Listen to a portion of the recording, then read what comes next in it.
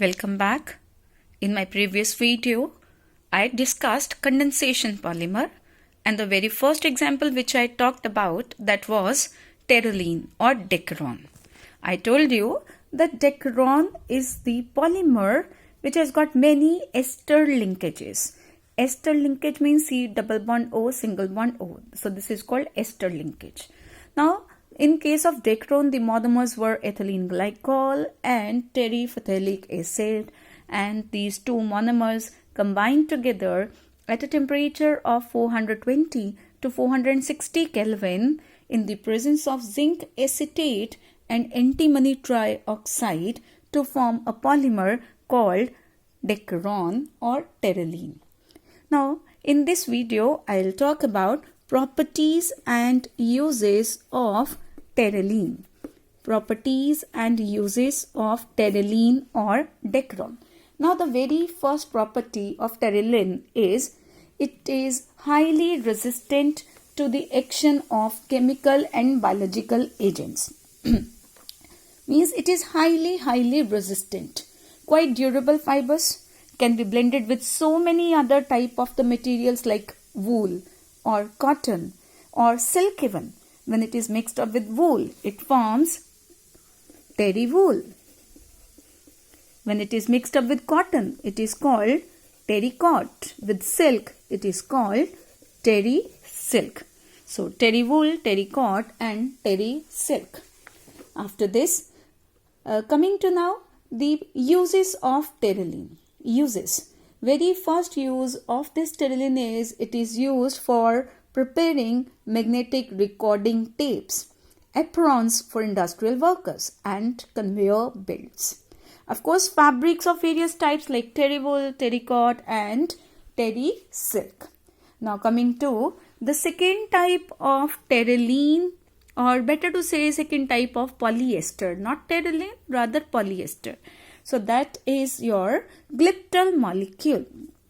So glyptal molecule. Glyptal. Now glyptal molecule has got again two monomers, means it's a copolymer. The very first monomer is the same, that is ethylene glycol. But the second monomer is a little bit different, that is the isomer of terephthalate acid, and now the monomer is COOH, both attached on the benzene ring, that is phthalic acid. Phthalic acid. So definitely N monomers of this combined with N monomers of phthalic acid to form the polymer. So polymer will be again by the loss of water molecule. Now water molecule will be removed. As a result, again we will have many ester linkages. So see this way, H from this side, H and OH from this side will be lost. Similarly, OH from this side will be lost, and we will get the product O, CH2, CH2, CO, then they are attached on the ring. So they are attached on the ring. So here they are attached. This is the ring. So they are attached on the ring. So this will be the structure of glyptal molecule. Glyptal molecule.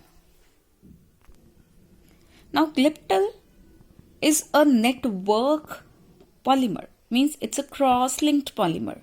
Since it's a cross-linked polymer, so that's why we are using it for the manufacturing of paints and lacquers, as well as asbestos or cement, means building material. But why are we using it in the paints, lacquers or in asbestos or in cement? Because when it is dissolved in the suitable organic solvent and it is kept upon evaporation, then after evaporation it leaves a very tough and non-flexible film. So that's why glyptal is being used in paints and lacquers.